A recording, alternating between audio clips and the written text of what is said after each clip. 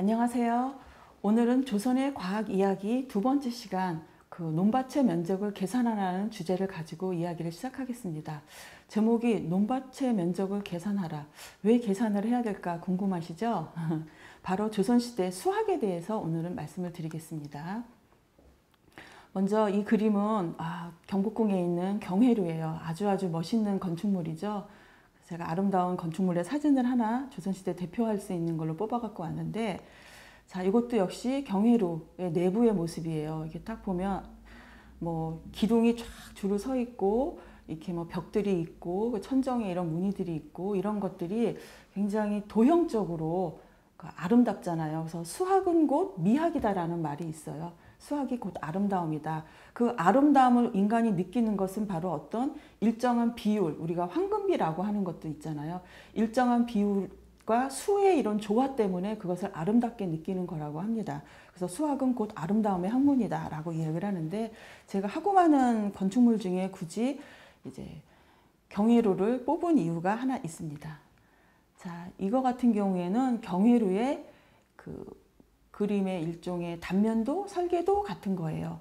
그러면 우리가 건축을 할 때 당연히 수학이 필요하겠죠.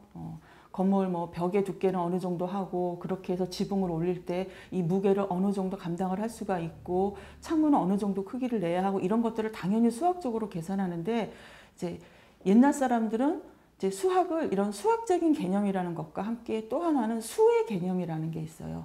수라는 것이 아름다움이라고 얘기를 했잖아요. 그래서 옛날 사람들은 1이라는 숫자는 그냥 하나라는 의미가 아니라 하늘의 숫자라고 생각을 해요. 하늘을 뜻하고, 그 다음에 2라는 숫자는 땅을 뜻하는 거예요. 2의 숫자는 땅을 뜻하고, 3은 거기에서 이제 인간이 나타나는 거예요.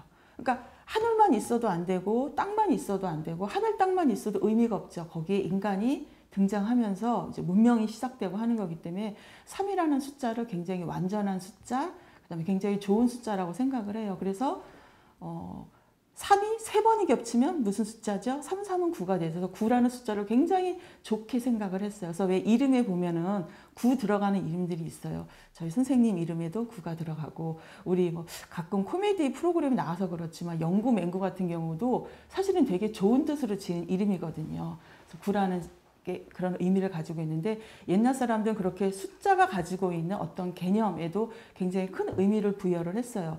자, 이게 지금 경회루의 단면도인데, 이게 보시면은 사방으로 이렇게 되어 있죠. 이것은 우리가 아까 그 천문학 이야기를 할 적에도 동서남북을 했었잖아요. 그래서 동서남북 사방을 뜻하는 거고, 그 다음에 이 동서남북 사방은 또 무엇을 뜻하냐 하면 봄, 여름, 가을, 겨울을 뜻하기도 해요.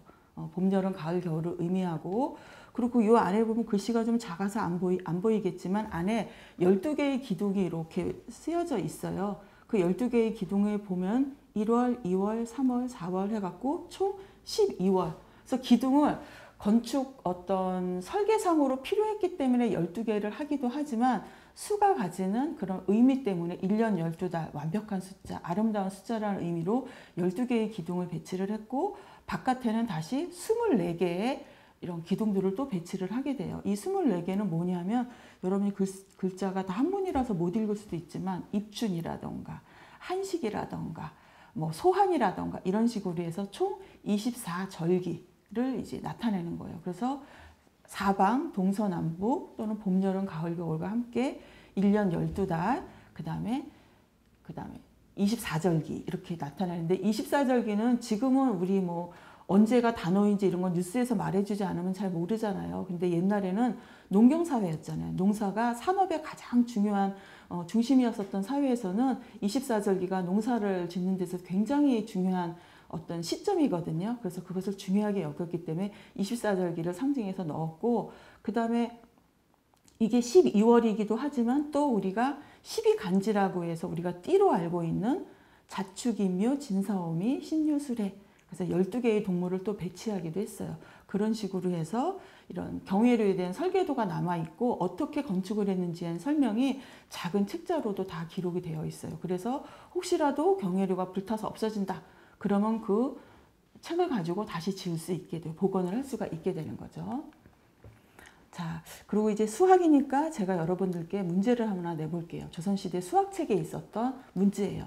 미전이 있는데, 그런데 이 미전은 뭐냐면 밭의 한 종류예요. 요 밑자가 눈썹 밑자라고 해서 눈썹 모양의 밭이에요.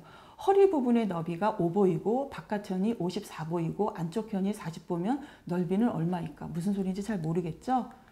볼까요? 그림으로 나타내면 눈썹 모양 같죠? 아주 예쁜 눈썹 모양인데 큰 현이 이제 바깥에 있는 외현이라고 하는 거고 안쪽 현을 내현이라고 하는 거고 그 중에 가장 가운데 있는 거 이제 요활이라고 해서 가장 넓은 허리 너비. 여러분 이거 계산하기 쉬운가요? 옛날 사람들은 어떻게 계산하면 답은 117보 반이다. 그래서 바깥현은 54보고 안쪽현이 40보를 더하면 54 더하기 40은 94. 그 다음에 94 가운데 너비는 5로 곱하면 470. 470을 4로 나누면 111.5. 그래서 117.5 반이다. 이렇게 나왔어요. 문제 어려워요. 자, 여기서 지금 이것도 조선시대 수학책인데 이렇게 보면은 옆에 조그만 그림 있죠? 이것도 역시 반 모양이에요. 삼각형 모양의 반 모양이고 그 옆에 보면은 또 동그라미 안에 까만 점이 있죠. 이것은 뭐냐면 도너츠 모양의 반 모양. 이걸 우리가 환전이라고 약간 가락지, 반지 같은 모양이다. 그런데 도너츠 모양의 밭의 넓이를 계산하는 거예요. 어떻게 이런 것을 계산할지 굉장히 어렵겠죠. 그 외에 또 이렇게 사다리꼴 모양의 밭의 면적을 계산하는 것도 있고 지금 옆에 그림에 삼각형이 이렇게 여러 가지 형태로 변형이 되어 있잖아요. 그래서 삼각형을 기준으로 해서 이렇게 변형하고 여러 가지 걸 합쳐서 계산하는 방법들을 다 펼쳐서 해놓은 거예요. 그 다음에 보면은 이제 반원의 그런 그림. 자, 이렇게 하면 사각형의 논밭의 면적은 그래도 구하기가 쉽겠는데 원으로 생긴 이런 것들은 구하기가 되게 어렵잖아요. 이런 문제가 또 하나 있어요. 지름이 100척일 때 이것은 이제 단위죠. 고율, 휘율, 밀률을 각각 사용할 경우에 둘레는 얼마인가? 어머나, 이게 도대체 무슨 문제일까요? 답은 고율은 300척이고 휘율은 314척이고 미율은 314척 2008분, 8푼 뭐 어쩌고 저쩌고 나왔어요. 되게 어려워요. 자, 이것은 뭐냐면 우리가 원형으로 된 것의 넓이를 알려면 무엇을 알아야 되죠? 바로 파이를 알아야 되죠. 원주율. 그러면 옛날 사람들은 원주율을 어떻게 알았나? 옛날 사람들은 원주율 구하는 방법이 여러 개가 있었어요. 그 중에 아까 우리 처음에 고율을 해서 얻으면 100 곱하기 3 해서 300척이다 했는데 이것은 아주 옛날에 원주율을 그냥 3으로 계산을 한 거예요. 자, 지금 파이 값은 얼마죠? 3.14. 그래서 3월 14일이 파이 데이예요. 3.14라고 계산을 하는데 옛날에는 이제 그걸 3으로 그냥 계산을 해서 300이다라고 얘기했고 그 이후에 지름을 이제 157로 곱하고 결과를 55로 나누면 휘율을 얻는다. 그렇게 했었는데 이 휘율은 얼마가 나왔어요? 314. 그래서 3.14가 나온 거예요. 지금의 우리 원주율 파이 값이죠. 이 휘율이라는 것은 이제 중국에 있던 그 유희라는 사람이 만들어낸 방법이고 그 다음에 세 번째는 보면 지름을 22로 곱하고 해서 이건 복잡하니까 다 넘어가고 밀률을 얻는다. 그래서 밀률의 값은 얼마냐면 3.1425927. 굉장히 7자리까지 소수점 7자리까지 계산을 해낸 거예요. 이것은 중국의 조충지라는 분이 이제 계산을 해낸 거고, 자, 신율이라고 하는 것은 새로운 율이잖아요. 이것은 이제 서양의 이런 과학과 이런 것들이 이제 중국에 이제 들어왔을 때 그것을 갖고 계산한 것이 3.14159 이것이었어요. 그러니까는 서양에서 들어온 원주율 값보다 중국에서 훨씬 그 이전에 더 아주 정밀하게 이 원주율 값을 계산했던 거죠. 그게 바로 밀률이 되는 거예요. 그 다음에도 이것을 조금씩의 오차를 더 줄이기 위해서 뭐 밀률 이후에 나왔던 것이다라고 얘기를 하는데 여러분 지금도 이 파이 값을 구하기 위해서 컴퓨터 계속 돌아가면서 이제 어마어마한 뒷자리 계산하고 있는 건 아시죠? 이만큼 고대에도 이제 수학이 많이 발달을 했었다라는 걸 알 수가 있습니다. 바로 이제 이분이 이제 조충지라고 하는 분인데 이렇게 플러프 아니고요. 이제 원주율을 계산했던 거기 때문에 원을 상징으로 해서 만들어낸 이런 동상입니다. 자, 그 다음에 서 있는 것은 고이고 가로로 누운 것은 구이며 빗변은 현이다. 고와 구를 서로 곱하여 반으로 나누면 직각 삼각형의 넓이를 구할 수 있다. 어디서 많이 들어본 내용 아닌가요? 우리가 알고 있는 피타고라스의 정리 생각나죠? 자, 서양에서는 그것을 피타고라스의 정리라고 한다면 동양에서는 그것을 구고현법이라고 얘기를 했어요. 그래서 구고현법이 뭐냐면 구가 밑변이고 고가 윗변이고 현이 빗변이에요. 그래서 구고현법. 그래서 피타고라스의 정리보다 훨씬 이전에 이제 고대 동양에서 이제 발견된 것이고요. 그 다음에 여러분들께서 이제 이런 파이나 이런 그런 직각삼각형 피타고라스 정리로 활용을 해서 이제 계산하는 방법들을 알 수가 있고, 그 다음에 아까 제가 조금 전에 원주일 파이 값을 지금 컴퓨터가 지속적으로 계산을 하고 있다고 했는데, 그렇다면 과연 옛날 사람들은, 조선시대 사람들은 어떻게 계산을 했을까? 지금 우리 계산 어떻게 해요? 계산기로 딱딱 두들기면 되죠. 요즘은 암산도 잘 안 해요. 자, 이것은 뭐냐면 조선시대 사람들이 계산하는 방법에 대해서 나타낸 거예요. 1은 세로로, 10은 가로로, 100은 세우고 1000은 넘어져 있다. 1000과 10은 서로 나란히 하고 만과 100은 서로 바라본다. 6이 넘는 수는 모두 5를 나타내는 3까지 위에 있다. 이게 무슨 암호인가요? 무슨 소리인지 하나도 모르겠죠?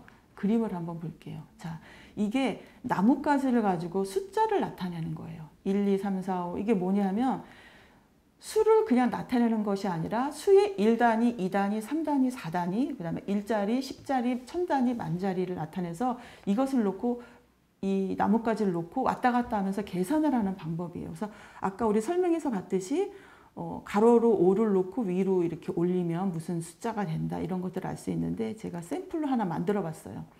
6347을 할 때는 이렇게 6, 3, 47 이렇게 나타냈고, 자, 옆에 보면 이건 마이너스 6347이잖아요. 이런 경우에는 제일 마지막에다가 가지를 세로로 띡 나타나면 이게 마이너스가 되는 거예요. 그리고 가운데 0인 경우가 있잖아요. 8603 이러면 가운데 자를 비워놓으면 그것은 0을 상징하는 것이 됐어요. 이게 바로 산가지 또는 산목이라고 해서 계산하는 나뭇가지인데, 저것을 가지를 산통에 갖고 다녀요. 그래서 우리가 가끔 산통 깼다 이런 말 하죠. 계산을 해야 되는 산통을 깨버렸으니까 대책이 없다, 이런 의미로 쓰이는 거예요. 자, 중국에서 이런 산가지가 처음에 이제 만들어졌는데, 중국은 이제 명나라 때 상업이 크게 발달을 하면서 주판이라는 것을 만들어서 아주 계산을 쉽게 했어요. 여러분 주판은 가끔 보신 적 있을 거예요. 제가 중학교 때만 해도 주판으로 놓는 법을 배웠거든요. 그러면 이제 아주 복잡한 계산도 이거를 탁탁 튕기면서 가볍게 할 수 있는 건데, 주판보다 이 산가지로 하는 계산이 훨씬 더 복잡한 계산도 할 수 있게 된 것이 바로 조선시대였었어요. 그래서 중국 청나라 때 굉장히 유명한 수학자이자 천문학자였던 하국주라는 사람이 조선에 사신으로 방문했을 때 조선의 수학자인 홍정화라는 사람과 수학 배틀이 붙어요. 그런데 홍정화라는 사람이 고차 방정식까지를 산까지 나뭇가지를 갖고 쫙 풀어서 계산하니까 우와 너무 신기하다, 나 이것을 중국에 가서 소개하고 싶다라고 가져가기도 했었어요. 자, 그 다음에 여러분 마방진은 잘 아시죠? 마법의 사방으로 된 진, 펼쳐놓은 것이다. 그래서 가로의 수를 합해도 세로의 수를 합해도 대각선의 수를 합해도 똑같이 나오는 것. 이건 진짜 3차 마방진인데, 마방진은 이제 6차부터 만들기 어렵다라는 계산이 되게 많이 나왔었거든요. 그런데 이것은 그 9차 마방진이에요. 9차 마방진이 나와 있던 책인데, 이제 조선시대 수학자인 최석정, 이 사람은 문인이면서 철학자인데 그 사람이 만든 수학책이 구술약이라는 책이 있는데, 거기에 세계 최초로 9차 직교 라틴 방진이라는 것이 실려 있어요. 이것은 지금 YTN 사이언스라는 방송에서 제가 그때 했던 것을 캡처를 한 것인데, 이 사진을 보면은 굉장히 복잡한 그림들이 그려져 있잖아요. 그러니까 9차 방진이라는 것을 만드는 것도 되게 어려운데 그것을 이중으로 배열을 한 거였어요. 그러니까 굉장히 어려운 거죠. 그래서 원래 이런 9차 방진에 대한 최초의 기록은 그 스위스의 수학자였던 오일러, 여러분 들어보셨을 거예요. 오일러라는 사람이 이제 논문으로 발표해서 세계 최초로 했다라고 했는데, 나중에 이 최석정이라는 분이 이 책에 보면 구술약이라는 책이거든요. 이 책에 실려있던 9차 방진이 두 겹으로 된, 그래서 최석정이라는 사람이 그 스위스의 오일러보다도 61년인가 앞서서 먼저 만들어냈던 9차 직교 라틴 방진이었어요. 그래서 2007년도인가 그 세계 정식 수학사 수학협회에서 공식적으로 인정을 해서 오일러 이름 대신에 최석정이라는 사람의 이름이 올라가게 되었습니다. 이 최석정이라는 분은 조선시대 중기 때 있었던 굉장히 유명한 문인이며 철학자이에요. 그래서 원래 조선시대 수학은 전문 수학자들이 했었거든요. 그래서 수학이나 의학 같은 경우는 어떤 기술을 요하는 직업이었기 때문에 중인 계급에 속했어요. 그래서 조선시대 선비들은 이렇게 수학을 열심히 하는 사람이 그렇게 많지는 않았어요. 그런데 이 최석정이라면 영의정도 되게 많이 하셨고 워낙에 명문가 집안 사람이었는데 본인이 이제 철학을 좀 더 깊이 있게 정확하게 하기 위해서 수학에 몰두를 해갖고 따로 수학책을 만들어낸 것이에요. 그래서 이때 이 직교라틴 방진 같은 경우도 만들었고 그 다음에 이 사진에서 보면은 약간 그 육각형으로 만든 점들이 막 찍혀 있잖아요. 그리고 또 거북이 등 모양으로 만든 그래서 그 귀수 귀문도라고 해서 거북이 등 모양의 마방진도 만들었어요. 굉장히 어렵겠죠.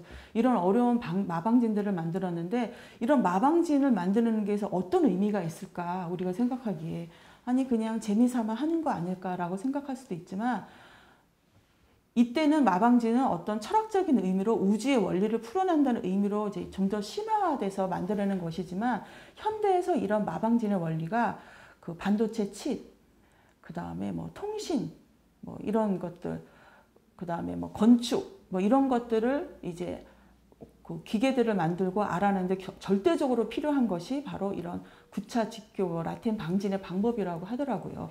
그러니까 뭐 물론 조선시대에는 그것을 생각하고 마방진을 만든 것은 아니지만 그런 원리들이 현대까지도 이런 첨단 문물에 충분히 활용이 되고 있었다라는 사실을 알 수 있고 특히 이제 최석정 말고도 이제 문인들 중에 그 수학에 관심을 가졌던 사람들이 꽤 있어요. 왜냐하면 수학은 뭐 신라시대나 뭐 고려시대나 다 있었지만 뭔가 이렇게 문인 중심으로 글 중심으로 가다 보니까 이런 기술적인 것들이 많이 소홀해지기 시작을 했어요. 그래서 조선 왕조가 딱 건국이 되고 나서 우리가 알고 있는 가장 위대한 왕 세종대왕이 과학이 발달하지 않으면 나라가 부강할 수 없다.